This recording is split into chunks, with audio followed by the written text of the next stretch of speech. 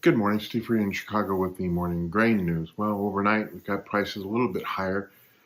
We do have reduced holiday trade volume. Open interest continues to mostly decline.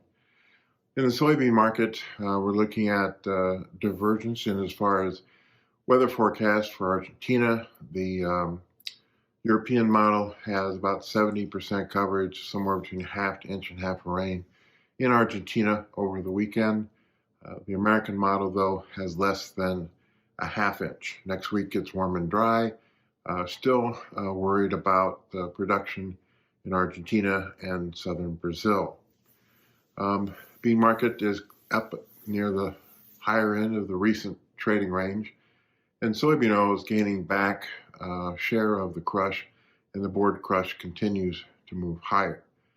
In China, we continue to be concerned about their import demand with COVID cases on the rise, but this week's talk about a stimulus for their economy is offering support to some commodity markets. We note that the stock market's up, some year-end bottom picking possibly, some better earnings, especially from Nike, but also the dollar is just kind of unchanged. It's trying to rebound off of the recent lows on some talk about maybe down the road. The Fed may not raise rates as much as possible, but more importantly, the Japanese did raise interest rates, which offers resistance. As far as the corn market is concerned, again, Brazil's supply of corn exports is beginning to decline. So there'll be some point after the first of the year in which U.S. Is going to be a player, perhaps, in the corn export trade market. We'll see how much money countries have to buy imported corn.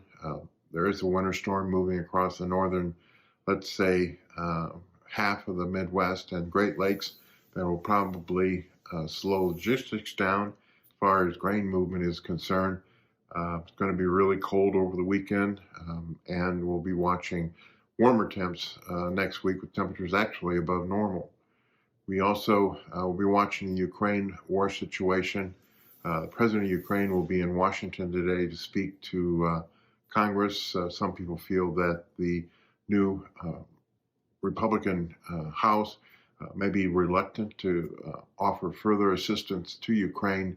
That may be why he's in to give this important speech. In the wheat market, still dryness in the southern plains, lower Argentina crop, good Australian harvest, and we're seeing probably a point in which European wheat exports will begin to decline. What farmers have left to sell, there's quite a bit of a competition from exporters and millers to buy. But still, U.S. exports are expected to remain relatively low and mostly focusing on normal origins buying from normal buyers buying from normal origins. So a choppy trade, a little bit higher. I hope everybody has a good holiday. For those in this blizzard area, be safe. For those that are fouled up in cold temperatures, be safe. And remember, always treat people like you would like to be treated yourself.